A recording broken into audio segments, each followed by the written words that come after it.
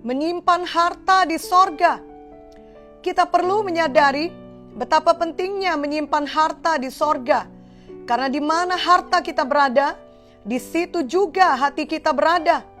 Jika kita mengumpulkan harta di dunia ini saja, maka berarti hati kita adalah untuk di dunia ini. Dan hati kita hanya dipenuhi dengan hal-hal duniawi saja. Matius 6 ayat 19-21 menuliskan, "Janganlah kamu mengumpulkan harta di bumi. Di bumi ngengat dan karat merusakkannya, dan pencuri membongkar serta mencurinya. Tetapi kumpulkanlah bagimu harta di sorga. Di sorga ngengat dan karat tidak merusakkannya, dan pencuri tidak membongkar serta mencurinya. Karena di mana hartamu berada, di situ juga hatimu berada." Firman Tuhan juga berkata bahwa setan datang hanya untuk mencuri, membunuh, dan membinasakan. Tetapi Tuhan Yesus datang untuk memberi kita hidup, dan kita mempunyainya dalam segala kelimpahan. Sebelum kita lahir baru, kita selalu mengalami bagaimana setan mencuri berkat-berkat kita yang dengan susah payah kita mencarinya. Sehingga kita selalu berkekurangan, ataupun kita tidak dapat menikmati berkat-berkat yang telah kita usahakan dengan sekuat tenaga kita untuk memperolehnya. Setan tidak suka kalau kita diberkati, dan juga tidak suka kalau kita menikmati berkat-berkat yang kita miliki. Oleh sebab itu, marilah kita mempercayai firman Tuhan, bahwa sesudah kita lahir baru, Tuhan menghendaki supaya kita diberkati dengan kelimpahan.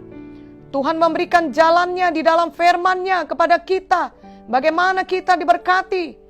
Tentunya yang pertama sekali, kita harus mempunyai iman percaya kepada firman Tuhan yang berkata bahwa kita diberkati dengan berkat Abraham untuk memberkati orang-orang lain lagi. Kemudian iman kita harus diucapkan dengan memperkatakan berkat Tuhan itu kepada kita. Selanjutnya, kita harus melakukan tindakan iman yang menurunkan kuasa Tuhan kepada kita, antara lain dengan rajin bekerja keras dan dengan menabur supaya kita dapat menuai.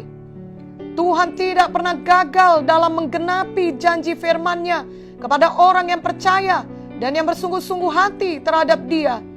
Tuhan sangat suka memberkati kita, dan untuk itulah Dia datang, yaitu untuk merusakkan pekerjaan setan dalam hidup kita dan memberikan kita hidup yang berkelimpahan untuk kemuliaan bagi nama-Nya.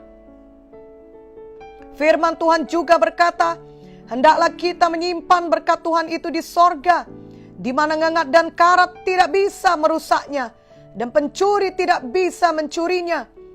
Ini berarti kita harus bertanggung jawab untuk segala berkat Tuhan yang kita peroleh, untuk menyimpannya di sorga dan bukan di bumi.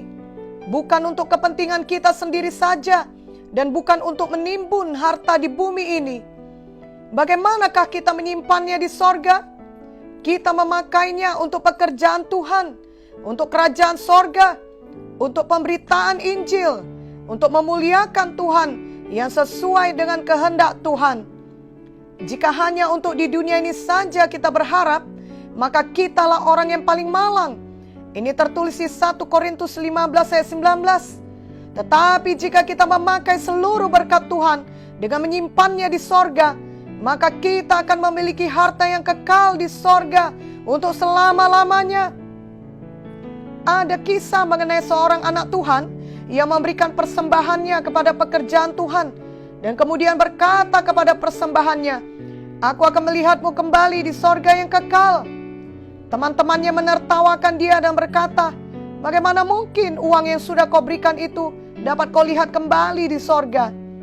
Ternyata uang yang telah diberikannya itu telah dipakai oleh gereja untuk membayar tagihan listrik rumah Tuhan. Sebagiannya dipakai untuk membeli bensin mobil hamba Tuhan yang mengunjungi jiwa-jiwa, dan sebagian lagi dikirim gereja kepada misionaris yang diutus dari gereja tersebut. Ketika anak Tuhan ini pulang ke sorga, ternyata ia bertemu dengan orang-orang yang tidak dikenalnya, tetapi mereka berterima kasih kepadanya. Yang seorang berkata bahwasannya dia sudah hampir mau bunuh diri, tapi ketika ia melihat salib Tuhan yang terang di atas gereja dan lampu gereja yang terang, menyebabkan dia singgah di gereja itu dan dilayani, sehingga ia tidak jadi bunuh diri.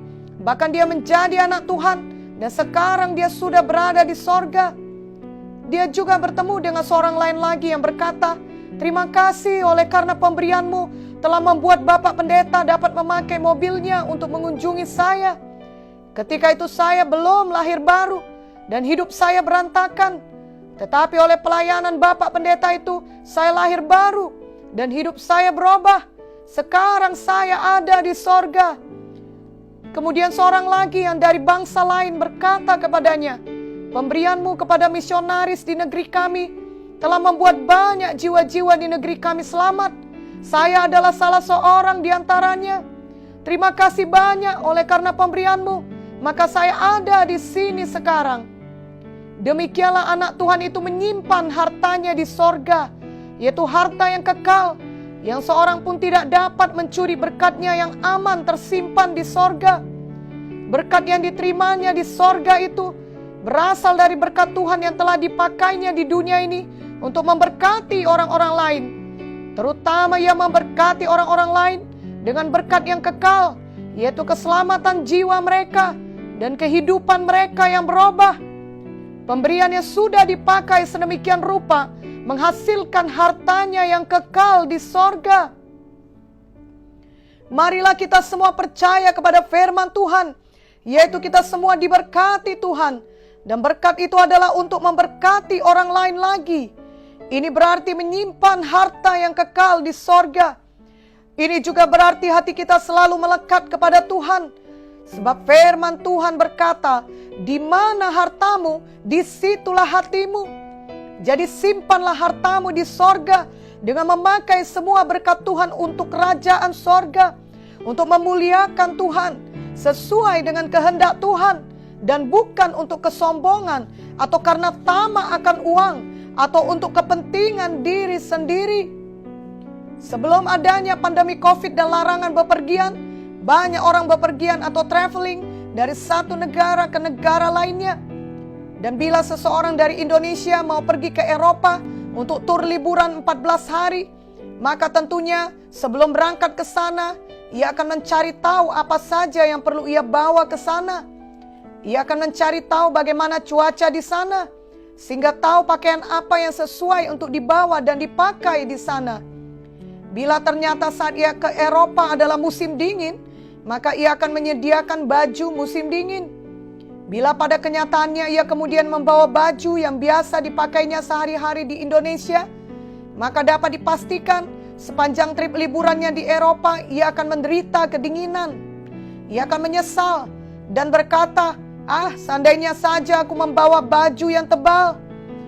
Atau tentunya akan terpaksa membeli baju yang tebal atau baju musim dingin di sana agar ia tidak kedinginan.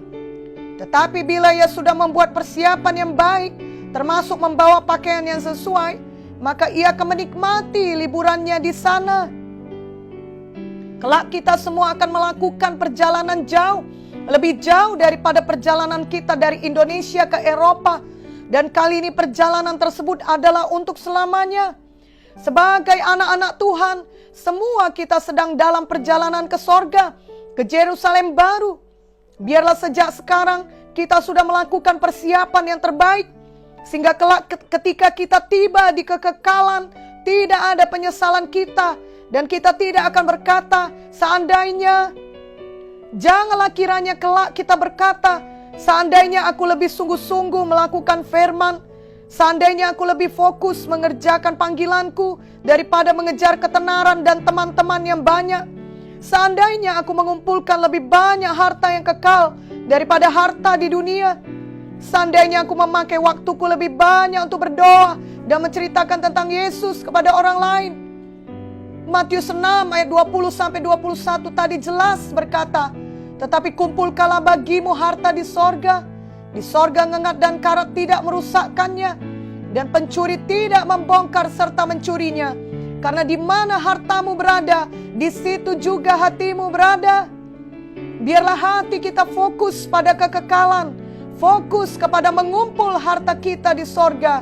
Itulah harta kita yang kekal selama-lamanya. Amin.